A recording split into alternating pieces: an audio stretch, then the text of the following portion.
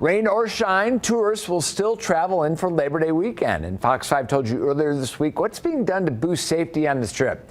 Jacqueline's here now. She joins us now with more on the weekend efforts. So starting Friday nights, you see this massive setup on the center of the Strip. A number of officers.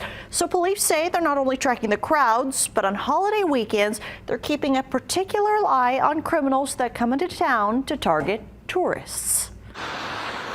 Even on a busy Labor Day weekend, when the sidewalks of Las Vegas Boulevard are especially packed, Metro Police say they are making sure you can clearly see them from near and far to control the holiday crowds and keep an eye on any criminals who try to roll into town to target large crowds or cause trouble.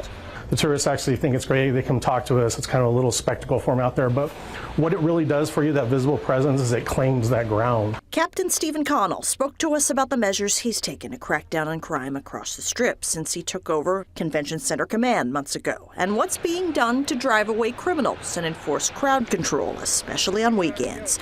Fridays and Saturdays, you can see this, squad cars and officers on the sidewalks. Captain Connell calls it claiming the block, starting from the very center of the Strip. For that whole stretch of Bellagio, down past Cosmo up to the Flamingo, that overwhelming presence, there's not much that goes on when we're out there like that. Connell says on holiday weekends, they're on the lookout for crews of pickpocketers who drive into town trying to prey on tourists. He works alongside with security teams across resorts to be on the lookout for their guests, especially in places like nightclubs.